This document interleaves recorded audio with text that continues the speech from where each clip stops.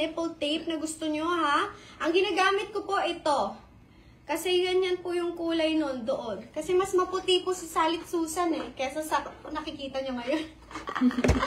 Kasi yung nakikita nyo ay ang skin kong ganyan. Pero pagka ganon, mas maputi si Salit Susan kasi di ba nag-swimming ako. Ayan, makikita nyo pa yung tan line ko. 1 year na yan, hindi na naaalis. O, yan. Pero for me kasi, a little darker na shade na skin, mas bagay sa akin. Kaya, okay, ito na po ang susuotin natin. This one. This is the sexy push-up bra. Okay? Sobrang ganda po nitong bra na to. Ito yung sinusuot-suot ko pag t-shirt ako, ganyan. Kasi tignan nyo naman. Tignan nyo ang palaman. Ayan o. Sobrang matataas talaga yung yung Salit Susan nyo. Okay. So, mag-t-shirt kayo ako for this para makita nyo. No? Dahil, sige, ganito na lang. Okay, bago natin tanggalin, ang silicone ko, ayan. Sige, tanggalin na nga natin. Diba yan? Nagulo ako. Ang gulo-gulo ko, tatalitin na lang. Okay. Okay, tatanggalin ko na po ang size C.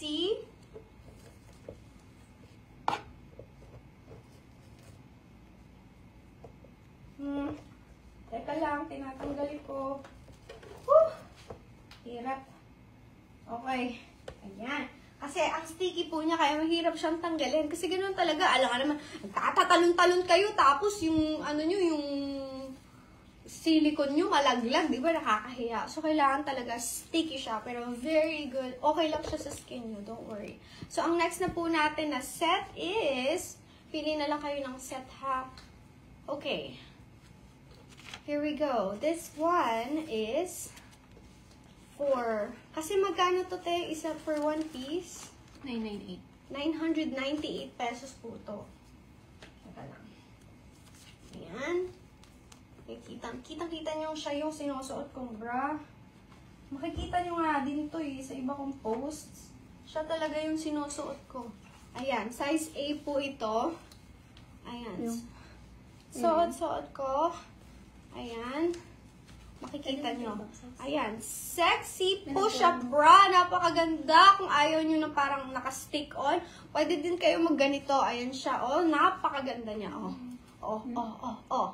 Diba? Ito siya. Sexy yung shape niya. Ayan, nakababa. Kaya talagang kung gusto nyo magsuot ng damit na talagang medyo kita yung dito all the way, siya, angat. Hindi siya makikita. Wala siyang strap hanggang dito sa baba.